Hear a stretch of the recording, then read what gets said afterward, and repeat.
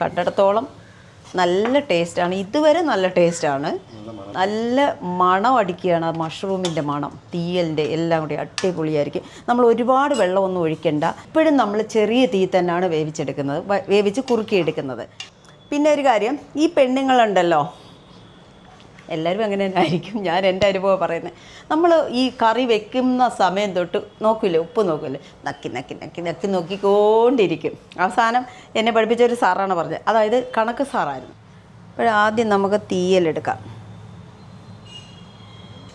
ഇത് പോരേ. ഹായ്. അപ്പോൾ ഇന്ന് നമ്മൾ ചെയ്യാൻ പോകുന്നത് എന്താണോ, പലതരം തീയലുകൾ നമ്മൾ കണ്ടിട്ടുണ്ടാവും. പക്ഷേ ഇന്ന് നമ്മൾ ചെയ്യാൻ പോകുന്നത് മഷ്റൂം വെച്ചുള്ളൊരു തീയലാണ്. അപ്പോൾ നമുക്കതെങ്ങനെയാണ് ചെയ്യുന്നത്? സാധാരണ നമ്മൾ തീയലിന് എന്തൊക്കെയാണ് ആഡ് ചെയ്യുന്നത് അതൊക്കെ തന്നെയാണ് ഇതിനകത്തും ചെയ്യുന്നത്. ചിപ്പി മഷ്റൂം കൂടെ ചേർക്കുന്നു എന്ന് മാത്രം. അതിൻ്റെ എല്ലാ ഇൻഗ്രീഡിയൻസ് ഞാൻ കാണിക്കുന്നുണ്ട്. അപ്പോൾ നമുക്കതിലേക്ക് പോകാം. സാധാരണ നമ്മൾ തീയലിന് എന്തൊക്കെയാണ് ഉപയോഗിക്കുന്നത് അതൊക്കെയാണ് ഇതിനകത്ത് ഇട്ടേക്കുന്നത്. ചെറിയ ഉള്ളി, തേങ്ങ, കുരുമുളക്, ഉലുവ, കറിവേപ്പില, ഇത്രയിട്ട് ചെറിയ തീയിൽ നന്നായിട്ട് വറുത്തെടുക്കുക. അതിൻ്റെ കൂടെ ഒരു 4-5 നട്ട്സും കൂടി ഇടുക. അതിനുശേഷം കുറച്ച് കാശ്മീരി ചില്ലി പൗഡർ, മല്ലിപ്പൊടി, ഇത്രയിട്ട് ഈ സമയം ചെറിയ തീ ആയിരിക്കണം. ഈ സമയം ഗ്യാസ് ഓഫ് ചെയ്യുക. സ്റ്റൗ ഓഫ് ചെയ്ത് തണുത്തതിന് ശേഷം നമുക്ക് നന്നായിട്ട് അരച്ചെടുക്കാം, വെള്ളം തൊടാതെ. അപ്പോൾ വെള്ളം തൊടാതെ എങ്ങനെ അരയ്ക്കുന്നു എന്ന് നിങ്ങൾ ചോദിക്കും. അത് സത്യം പറഞ്ഞാൽ എനിക്കും അതറിയത്തില്ലായിരുന്നു. ഇവിടെ അമ്മ വന്ന് നിന്നപ്പോഴാണ് അതെനിക്ക് കാണിച്ചു തന്നത്. അതിനകത്ത് ലേശം എണ്ണ ഒഴിച്ചിട്ടാണ് ഇത് വെള്ളം തൊടാതെ അരച്ച് നല്ല ഈ രീതിയിലായിരിക്കുന്നത്. അപ്പോൾ നമ്മൾ ഈ വെള്ളം തൊടാതെ അരച്ചാൽ ഇങ്ങനെ ഇരിക്കും. വെള്ളം ഒഴിച്ചു കഴിഞ്ഞാൽ ഇതിൻ്റെ കളർ ചേഞ്ച് ആകും. അതാണ് ഇതിൻ്റെ ഒരു വ്യത്യാസം. അങ്ങനെ ഞാൻ വെള്ളം തൊടാതെ അരച്ചെടുത്തതാണ്. ഇതിനകത്തൊക്കെ കാണുമല്ലോ ജാറിനകത്തുള്ള അവശിഷ്ടങ്ങളൊക്കെ, അതേവരെ എല്ലാം കഴുകി അങ്ങോട്ട് എടുക്കുക. അപ്പോൾ എൻ്റെ പാചകങ്ങളൊക്കെ ഒരുപാട് പേർക്ക് ഇഷ്ടമാണെന്ന് അറിയുന്നുണ്ട്. അവരൊക്കെ ചെയ്തും നോക്കുന്നുണ്ട്. അപ്പോൾ അതൊക്കെ എൻ്റെ അടുത്ത് ഓരോരുത്തരും പറയാറുണ്ട്. അപ്പോഴാണ് ഞാൻ ഇവരൊക്കെ എൻ്റെ സബ്സ്ക്രൈബേഴ്സ് ആണല്ലോ എന്നുള്ളത് അറിയുന്നത് തന്നെ. ചിപ്പി മഷ്റൂമാണിത്, കഴുകി വൃത്തിയാക്കി വെച്ചേക്കുന്നു. ബാക്കി വഴറ്റാനുള്ള സാധനങ്ങൾ സവാളയുണ്ട്, പച്ചമുളക്, കറിവേപ്പില, തക്കാളി, ചെറിയ ഉള്ളി, ഇത്രയുമാണ് നമ്മൾ കടു വറുത്തതിന് ശേഷം വഴറ്റാൻ പോകുന്നത്. പുളിക്ക് പകരമാണ് തക്കാളി ഇട്ടേക്കുന്നത്.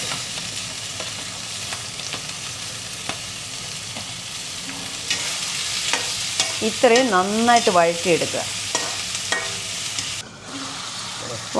നന്നായിട്ട് വഴന്നിട്ടുണ്ട്. ഇതിലേക്ക് അല്പം മഞ്ഞൾപ്പൊടി, ആവശ്യത്തിന് ഉപ്പും കൂടി, ഇതിലേക്ക് മഷ്റൂം തട്ടി മിക്സ് ചെയ്തതിന് ശേഷം ചെറിയ തീയിൽ വഴറ്റിയെടുക്കുക.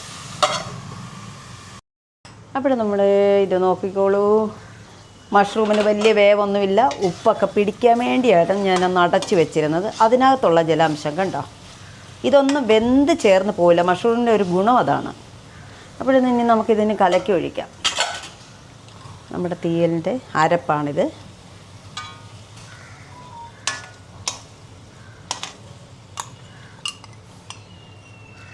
കണ്ടിടത്തോളം നല്ല ടേസ്റ്റാണ്. ഇതുവരെ നല്ല ടേസ്റ്റാണ്. നല്ല മണം അടിക്കുകയാണ്. ആ മഷ്റൂമിൻ്റെ മണം, തീയലിൻ്റെ എല്ലാം കൂടി അടിപൊളിയായിരിക്കും. നമ്മൾ ഒരുപാട് വെള്ളമൊന്നും ഒഴിക്കണ്ട. ഇപ്പോഴും നമ്മൾ ചെറിയ തീ തന്നെയാണ് വേവിച്ച് കുറുക്കിയെടുക്കുന്നത്. ഈ സമയം നമ്മളെന്താ ഉപ്പൊക്കെ ഉണ്ടോയെന്ന് നോക്കണം.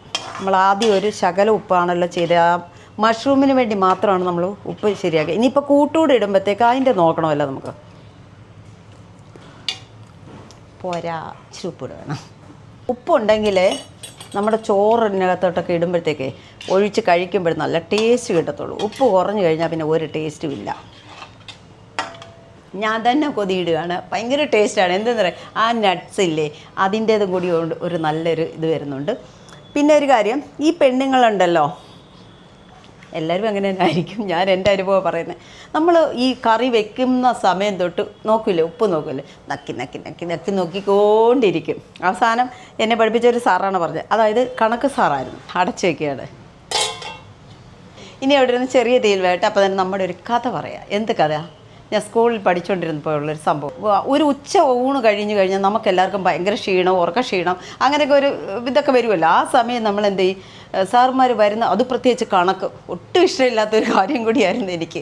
അപ്പം മയക്കത്തിൽ ഇങ്ങനെ അരമയക്കത്തിലൊക്കെ ആയിരിക്കും സാറിൻ്റെ ഡയലോഗുകൾ കേൾക്കുന്നത്. അപ്പം ഈ ബാക്കിലോട്ടൊക്കെ ഉള്ളവരെയൊക്കെ പുള്ളിക്ക് ഉറങ്ങുകയാണോ ഒന്നും ഇല്ലയോ ഒന്നും അറിയാൻ പറ്റത്തില്ലല്ലോ.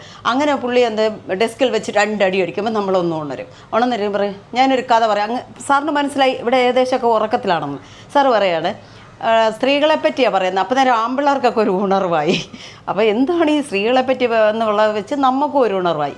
സംഭവം എന്താണെന്ന് വെച്ച് കഴിഞ്ഞാൽ പുള്ളി പറഞ്ഞ 2 കൂട്ടക്കാർ, ഈ പെണ്ണുങ്ങളെന്ന് പറയുന്നവർ ഒരു കറി അരപ്പ് ഇട്ട് തുടങ്ങിക്കഴിഞ്ഞാൽ ഉടനെ ഇവളുമാർ ഉപ്പ് നോക്കി തുടങ്ങുന്നു. ഉപ്പ് നോക്കി അവസാനം വരുമ്പോഴത്തേക്ക് ഇവളുമാരുടെ കൈ കുഴിഞ്ഞിരിക്കുന്നതിൻ്റെ കഥയാണ് പറയുന്നത് സാറ്.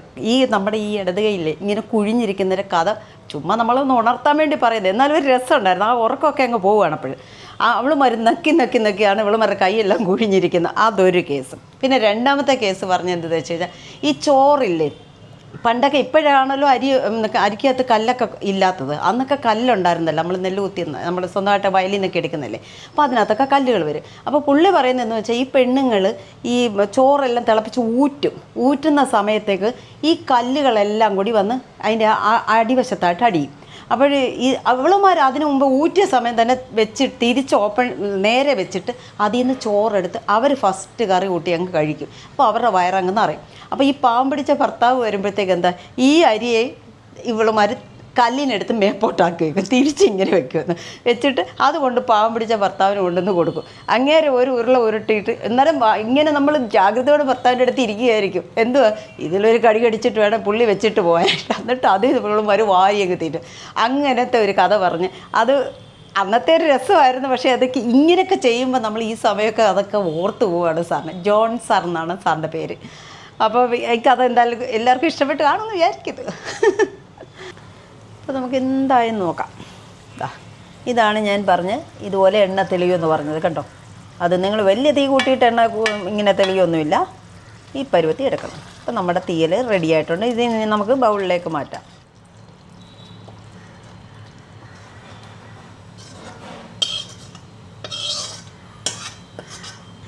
അപ്പോൾ കഴിക്കാം. തീയൽ റെഡി ആയിട്ടുണ്ട്. അപ്പം ഇനി ബാക്കി കറി ഇവിടെ കാണണ്ടേ എന്തൊക്കെയാണെന്നുള്ളത് നോക്കാം. ആദ്യം നമുക്ക് തീയലെടുക്കാം. അത് കഴിഞ്ഞ് അവിയൽ, അത് കഴിഞ്ഞ് നമ്മുടെ നെത്തോലി മീൻകറി. ഇത്രയേ ഉള്ളൂ കേട്ടോ. ഇത് പോരേ. അപ്പോൾ എല്ലാവരും ഒന്ന് ഈ നമ്മുടെ തീയലൊന്ന് ട്രൈ ചെയ്ത് നോക്കിയിട്ട് എന്നെ ഒന്ന് അഭിപ്രായം പറയുക. എന്നോടൊന്ന് അഭിപ്രായം പറയല്ലേ. എന്നോടൊന്ന് അഭിപ്രായം പറയാൻ മടിക്കല്ലേ. അപ്പോൾ നമുക്കൊന്ന് തിന്ന് നോക്കാം. സൂപ്പർ. മഷ്റൂമിൻ്റെ തീയലെന്ന് പറഞ്ഞാൽ ഒരു പ്രത്യേക ടേസ്റ്റാണ്. അപ്പോൾ ഓക്കെ. അപ്പോൾ നിങ്ങളെല്ലാവരും ഒന്ന് ട്രൈ ചെയ്ത് നോക്ക്. അപ്പോൾ ഓക്കെ, ബൈ.